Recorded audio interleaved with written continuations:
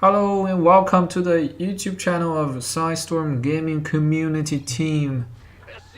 And I'm your host, My Life for Ire.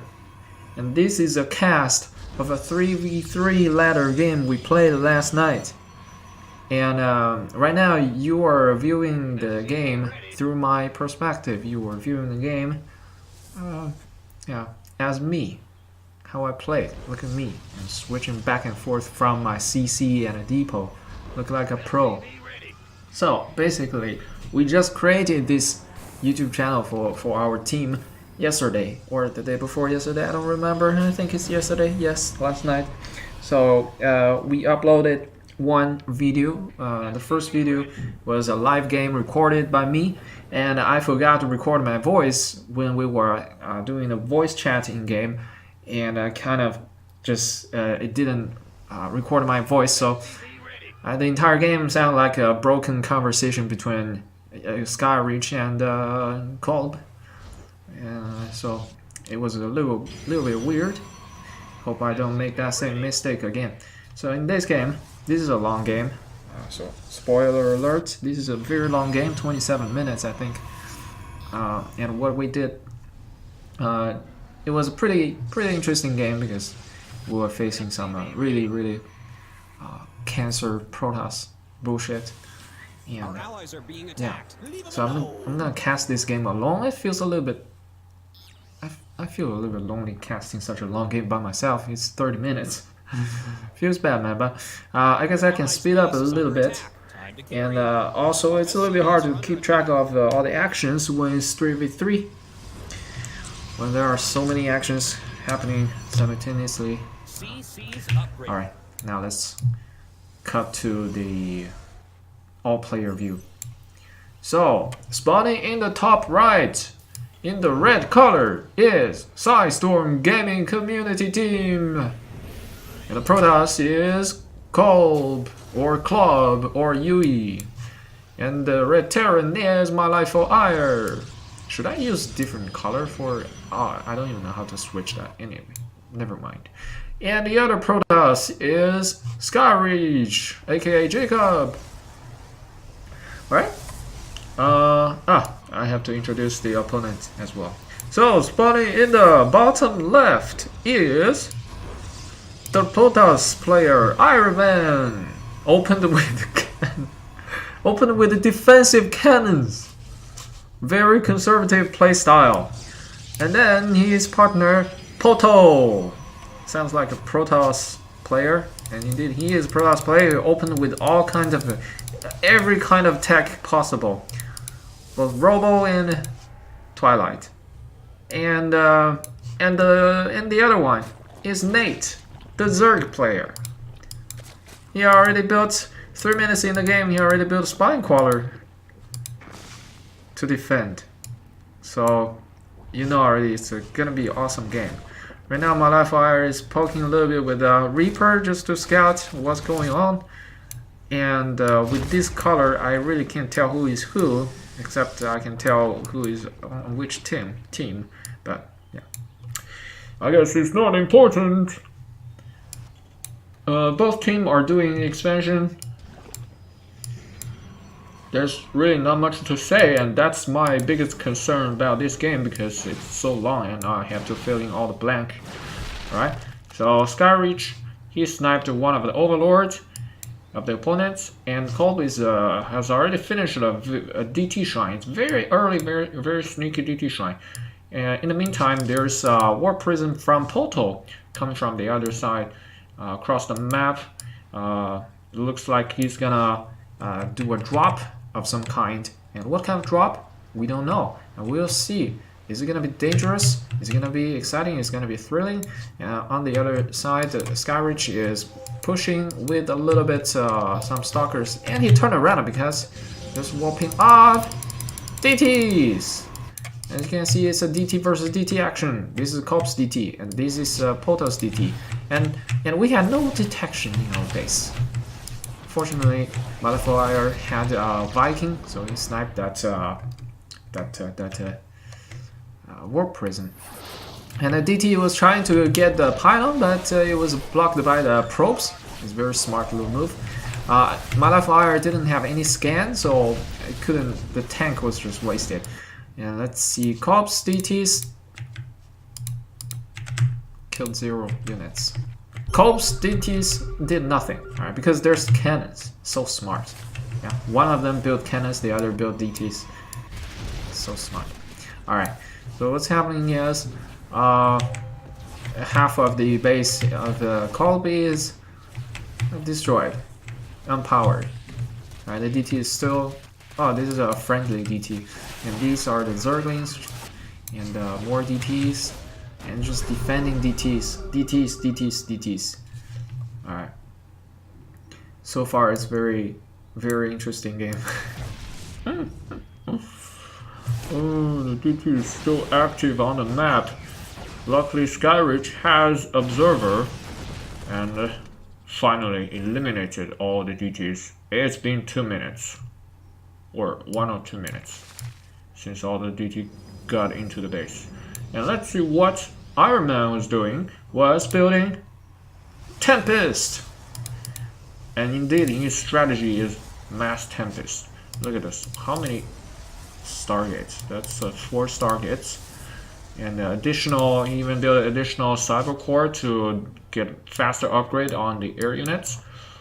And what are named Nate is in his small group of Zerglings, kind of a harass or scouts. I guess it's more of a scouting.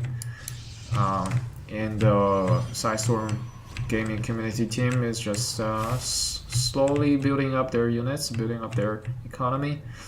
And Modifier is going for BC. And indeed, there's the first BC just popped up. Let's see what's gonna happen. BC versus Tempest. Alright. Is there any action, any interaction here? Modifier is chasing down some Overlord randomly on the map. And here is a lane attack. A lot of banglings. Are they gonna hit the DTs? No. No. Didn't catch DTs. Do a pushback by the siege tanks. Very nice. Actually, they can overwhelm the siege tank. Can they? No, they can't. They just got wrecked. All those lanes just got wrecked. And Poto is going for mass stalkers. And he's putting on a little bit of pressure. And Modifier landed a CC on the gold mine, so he can get more minerals. Oh, there's an observer from Poto, so he can blink up the cliff and do even more damage than just a little pressure. And Skyreach is kind of stuck here underneath the cliff. And what can he do? He can't blink. He does not have blink. Oh, does he? Did he blink? I didn't see it. Anyway, Poto blinked into Cope's base. And even though they blinked out. Oh, that's very smart. They preserved their units. Very nice. Did some very nice harass. And there are a lot of Tempest. Oh, he was about to find that base, but he turned around. What happened? Why didn't he keep going that way? Where is he going? And there's SCS. My SV was killed. There's some stalkers are still here. And Tempest just scouting. They use Tempest to scout. Why not? Because they're faster now. So you can scout with Tempest more effectively. Alright. So the Zerg player is just planting 1 million creep tumors. So that their teammates won't put any building here. Skyreach has a lot of units. A lot of ground units. A lot of stalkers. A lot of zealots. In one single... two immortals. Is he gonna do some damage? Is he gonna push? Modifier transfer some units, some SCV to the gold mine. Well, they did have a little bit conflict. But the blue Protoss retreated very quickly. How many BCs does Modifier? He has only 1. Does he only have 1? That's a little bit underwhelming. And at this point, Cobb left the game because he has to go to the next class and he can't stay in the game. In the red team, it's just Skyreach and Modifier left. And let's see the very first skirmish or big battle between the two teams, the blue and red. Who's gonna win? Obviously, the blue Protoss has the skill battery to help them, especially on such high hit point units. They can just skill up and never get damaged. And the Stalkers, this amount of Stalkers is not going to do very well against the skill battery backed up Tempest. So even though he has a lot of Zealots and Immortals, they're not going to do really a lot. Actually, you know what, he can just release all those Zealots and savage those bases, but I don't know, there's a flank from the blue, the other blue Protoss, and a few Zerg units, but didn't do much. Those because of Skyreach, very smart, did the force field and block the flank, and flank didn't happen. And Malafire retreated from the battle, from the front line, because he's a coward, unlike his name suggests. And here we can see that Skyreach is 1 fighting 2 or 3. Is 1 fighting 1v3 scenario is happening right now, and he's winning this fight. How? Skyreach is so good.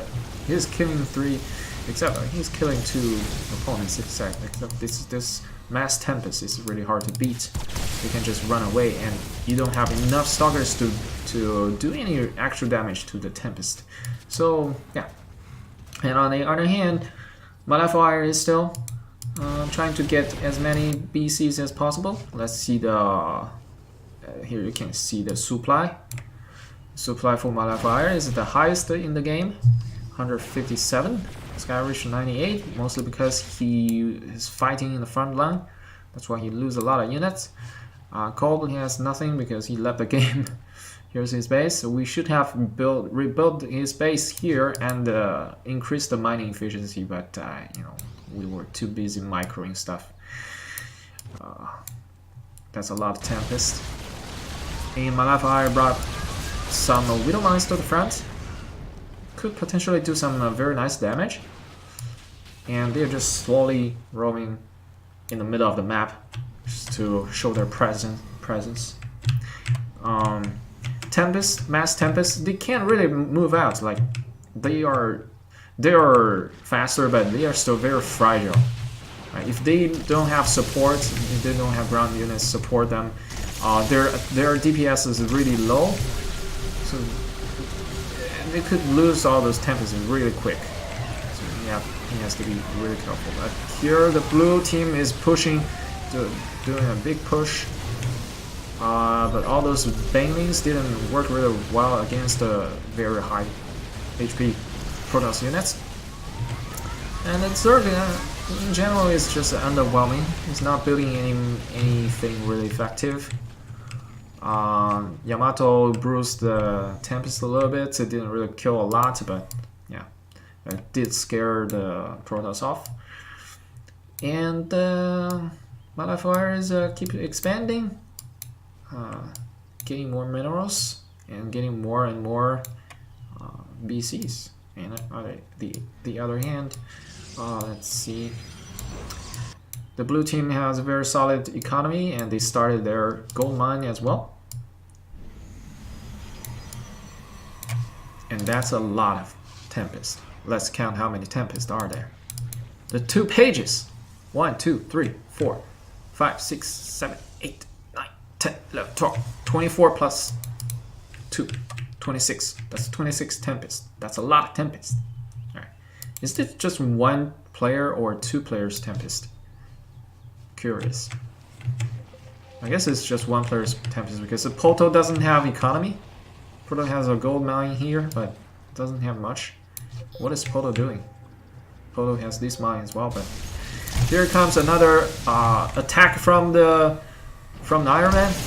His Mass Tempest strategy is working very well. He is threatening the gold mine from Malafire, and all the units, all the BCs are moving towards those Tempests, trying to intercept them, catch them off guard, and do some, Yamato.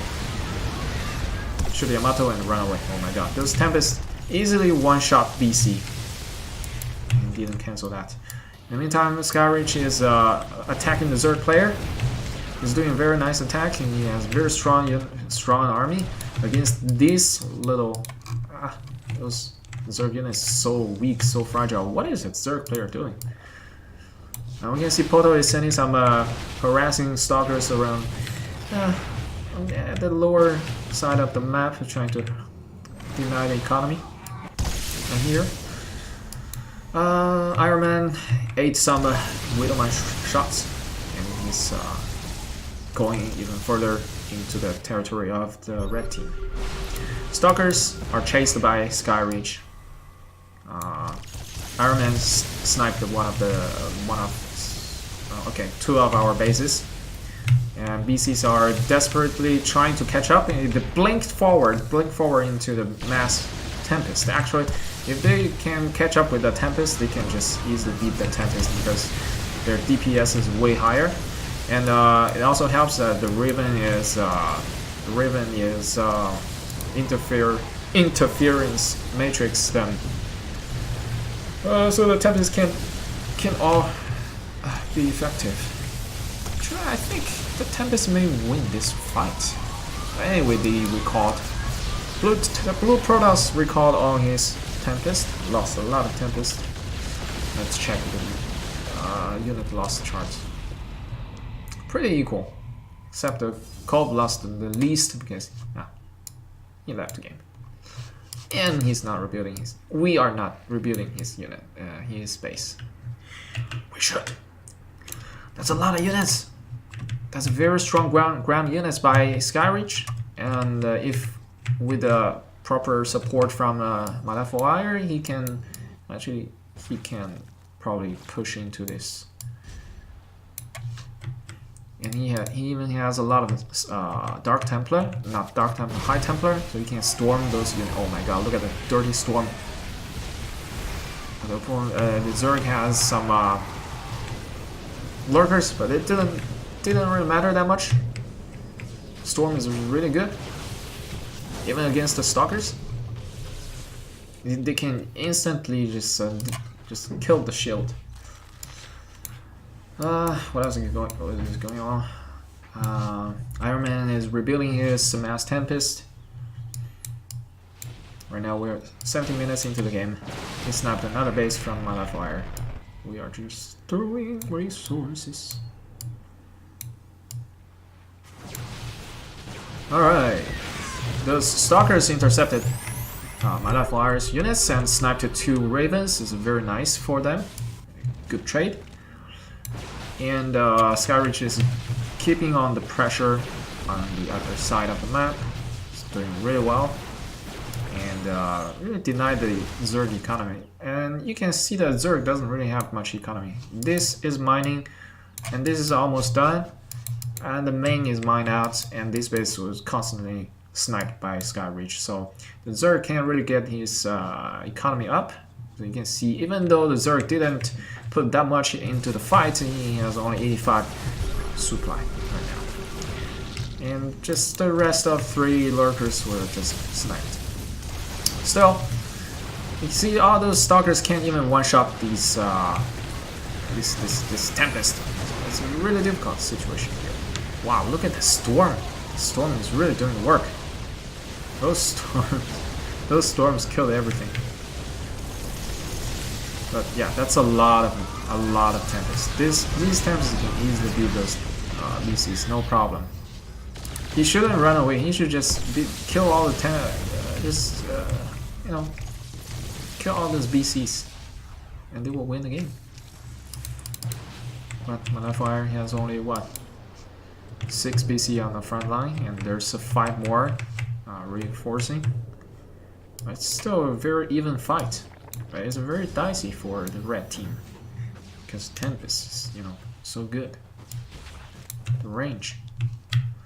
Alright, the Zerg player Nate is trying to rebuild this base, and the Skyreach is sending out harassing zealots, and somehow, he turned around to kill this base. Actually, not a bad choice. I was expecting him to attack this base. The gold mine is going to be very, very effective, but it works as well here. Zealot is supposed to counter stalkers, but stalkers, they can blink, and they have a quite a mass. So. And Tempest, yeah, is still relying heavily on the skill battery, so they don't really lose any Tempest. They don't really lose any resource. It's a really good trade for them as long as it's in front of their, as long as it's near their skill batteries. And at this point, Malafire is maxed out actually. Poto is doing more of his stalker harassing thing. Where is Malafire? Okay, all his BCs are together here. Skyreach also has very high supply. Poto has very low supply, and it's all on stalkers trash units. So I don't know what his strategy. If he went for air as well, like a carry or something, it could be a very easy win for blue team. Here, Malafire sniped half of the stalkers with the Yamatos, and the Tempest are going this way. And he's sniping this base. And a lot of zealots is working on this base again. As we said, Skyreach is denying the Zerg base again and again and again. And it's working really well. And Tempests are moving into the base of My Life of Ire. Some Widow Mines are indeed at home to defend this, but not enough. And they are not enough. Even though Tempests are stacked up. If there are Widow Mines here right now, they could just two-shot. Yes, Widow Mine! Yes, Widow Mine! Do it, Burrow! BC caught up. Yes, look at the Widow Mine shot. Widow Mine is really good against Tempest in this situation, especially if they don't micro to, I don't know, split them. And this is a really nice trade for My Life of Ire. Okay, even more lurkers and stalkers coming forward. Lurkers is kind of a slow unit, but stalkers can compensate their disadvantage. They snapped all those Void Rays from Skyreach for free. Void Ray didn't even, you know. Alright, another skirmish in the middle of the map. Oof, running into the lurkers is kind of dangerous. It's dicey, but yeah, he blinked on top of the lurkers. Actually, it worked. Actually, killed all the lurkers before the lurker did any real damage. And BC blinked forward, and thus ended the majority of the ground units of blue team. My Life Ire is so maxed out. He has such a strong economy to back up his units. I mean, he's not actively attacking, harassing, so I guess that also helps with him preserving his army power. And the Tempests were driven away by mass turrets. What's going to happen right now is just, you know, a game back and forth with the Tempest and the BCs and this huge ground army. Skyreach is actually pretty much single-handedly defending two other opponents. And My Life Ire and just spending all the energy on dealing with the Tempest. Alright, so far nobody has taken this base or this base, and this base is being denied multiple times. It barely mined at all, so that gives a little bit economic advantage to the red team, the Sidestorm team. And there's a lot more Storm, and Void Ray is working really well against the Stalkers. And on the other side, Tempest is getting into the main base of red team again. And this time we have more Widow Mines, sneaky Widow Mines everywhere. He's sniping this base, but I don't think he's gonna do a lot more than that. BC is going to work on those Tempest already. Yeah, only 3 left. And Skyreach is pushing into the Zerg territory. And he's doing really well. Those Void Rays are doing great work. And those Storms, man, those beautiful, beautiful Storms. They're killing everything. But this is kind of a little bit wasteful. You can wait a little bit before you cast multiple Storms on the same location. But anyway. At this point, the Blue Protoss Iron Man is surviving only on the skill battery, right? If he didn't have skill battery, he would be just dead. So easy. But in the meantime, Skyreach didn't really have any anti-air left. And Modifier is moving out with these BC. And at this point, it's very clear that the red team is gonna win because, you know, maxed out with BCs versus nothing here on the other side of the map. He's still struggling to build 2 out of how many is this? 6 stargates at one time. Poto is desperate, trying to kill the base with the probes, but it's not gonna work because Modifier is repairing as well, and morphing into the planetary is gonna be finished real quick. And here the gold mine is finally killed, but there's no gold left. Here Modifier is trying to attack into this side, trying to kill the economy, the last economy, but it was scared away by only 4 Tempest. Yeah, at the time I really thought there were like 10 or something, but actually it's just 4. Could have killed him. Could have killed him. Also, there are a lot of cannons that helped to hold the line. So at this point, right, the total supply, as you can see, the blue team has only 11 plus 28, 39 plus, okay, 40, 120 something. And the red team has over 200, 300, right? So it's very clear who's gonna win this game eventually. But it's difficult. It's tough. It's always tough to deal with Tempest because they have such a long range. They run so fast, and you can recall them. They just snap and disappear. That's so annoying. Plus their skill battery. Look at this. Skill battery just charged them up again. But I think this is the final battle. Yes. The Protoss left the game, and they won. And that's the victory. Oh, victory for Psystorm Gaming Community Team. And thanks for watching. That's a very long casting. I'm tired. Not good at casting. Alright.